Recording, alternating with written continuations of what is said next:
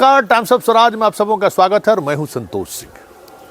और आज हम टाइम्स ऑफ स्वराज में चर्चा कर रहे हैं कि नीतीश अक्सर इस जुमला का इस्तेमाल करते रहे कि ना मैं किसी को फंसाता हूं ना किसी को बचाता हूं।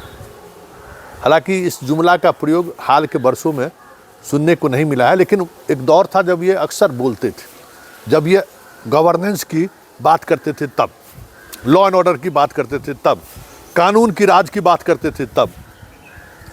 लेकिन आज उसके उस जुमले की, मतलब नीतीश कुमार के उस जुमले का हम एक सच आपके सामने ला रहे हैं। याद होगा सिपाही बहाली अक्टूबर में परीक्षा हुआ था। उस परीक्षा में किस तरीके से सॉल्वर गैंग का जमकर खेल चला। पूरे बिहार में 62 जगह एफआईआर दर्ज हुआ, 100 से अधिक गिरफ्तारी हुई। लेकिन आयोग के चेयरमैन सिंघल कहते रहे कि प्रश्न पत्र लीक नहीं हुआ। याद करिए, उस दौर में मीडिया भी चुप थे, खामोश था। यही आपका चैनल लगातार सवाल खड़े करता रहा और आखिरकार सिंघल को जाना पड़ा।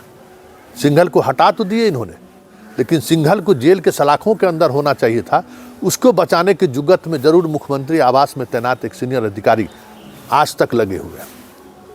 वो तो कहिए कि अगर यूपी एटीएस बिहार के नौगछिया में जेल में छापामारी करके वहाँ तैनात पुलिस को नहीं ले गया रहता, तब तो सिंघल के यहाँ दफ्तर में जो कल छापेमारी हुई है वो भी नहीं होता।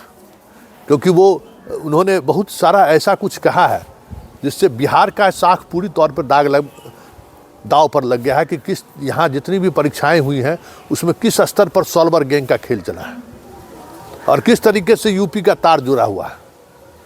बोर्ड के चेयरमैन और कई ऐसे लोग रहे हैं जो दूसरे राज्यों से के हैं और उनका कैसे कैसे रिश्ता रहा है सॉल्वर गैंग से, उसका खुलासा हुआ है। हालांकि उस खुलासा पर यूपी पुलिस किस तरीके की कार्रवाई करती है वो तो आने वाला वक्त बताएगा। लेकिन बड़ा सवाल ये है कि जब तक शोभा ओहतकर सिपाही बहाली आयोग के चेयरमैन रहे, तब तक वो लगातार चिट्ठी लिखते रहे कि सिंघल उनको चार्ज नहीं दे रहे हैं, फाइल का चार्ज नहीं दे रहे हैं। मुख्यमंत्री का दरबार में तैनात अधिकारी चुप्पी साधे रहे। लेकिन जैसे ही ओहतकर के जगह पर जितेंद्र कुमार आए, उनको सब कुछ मिल भी गया और 4 महीने के बाद अचानक आर्थिक अपराध इकाई की फौज वहाँ पहुँचकर रेड करना शुरू कर दी। भाई 4 महीने बाद क्या मिलेगा? कोई भी इस तरीके की घटनाएं में त्वरित कार्रवाई होती है तो कुछ मिलता है। 4 महीने का वक्त लगा दिया इन लोगों ने। तब तक सारी चीज़ें सिंघल एक एक कर डिस्ट्रॉय कर दिए, ख़त्म कर दिया, नाश कर दिया। और सबको पता था कि अगर शोभा ओहतकर के समय में इन चीज़ों को अगर फाइल उनको मिल गया तो शोभा ओहतकर इस मामले में और त्वरित और कड़े कार्रवाई के कैसे हो इस पर वो फाइल मूव कर सकते थे। लेकिन वो फाइल ही नहीं उनको दिया गया, और ये फाइल उनको नहीं दिया गया, इसको लेकर तब तक वो पत्राचार करते रहे। लेकिन होम डिपार्टमेंट और मुख्यमंत्री आवास में तैनात अधिकारी उससे बचते रहे। उनके पत्राचार का कोई जवाब उन्होंने नहीं दिया।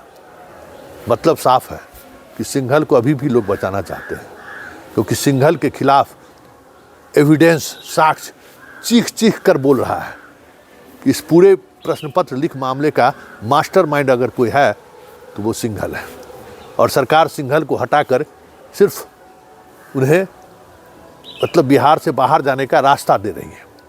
अब देखना यह है कि इस छापेमारी के बाद आखिर आर्थिक अपराध इकाई जिसके पुनर्गठन को लेकर, पुनर्गठन हम इसलिए कर रहे हैं कि उसमें कई तेज तरार अधिकारियों को डीजीपी ने इसलिए तबादला करा दिया है।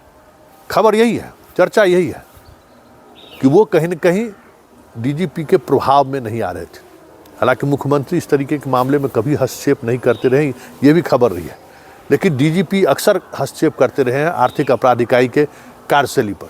तो ऐसे अधिकारियों को उन्होंने हटवा भी दिया। तो 4 महीना विलंब क्यों हुआ? बड़ा सवाल है। और 4 महीने बाद छापेमारी करके क्या दिखाना चाहते हैं? कोई साक्ष्य मिलेगा? कोई टेक्निकल साक्ष्य मिलेगा? जब 4 महीने का समय से अधिक बीत गया तो कुछ भी नहीं मिलेगा। लेकिन चलिए, आयवास है। लेकिन बड़ा सवाल ये है, न हम किसी को फंसाते हैं न किसी को बचाते हैं। कहने वाले नीतीश कुमार के राज में अगर इतने बड़े स्तर पर जो खेल हुआ, हजारों 10,000 से अधिक पद बेच दिया गया था। ये अलग बात है कि पद बेचने और खरीदने वाले लोगों के बीच जदयू के एक बड़े कद्दावर नेता भी शामिल थे। जिसका नाम अब लेने की जरूरत नहीं है, वो खुद हाशिए पर चले गए हैं।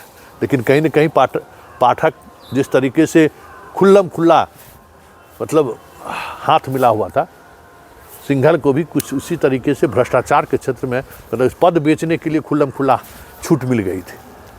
वो तो खबर चली और हालात ऐसे सामने आए, उनको हटाना पड़ गया। अब देखना ये है कि सिंघल की गिरफ्तारी कब होती है।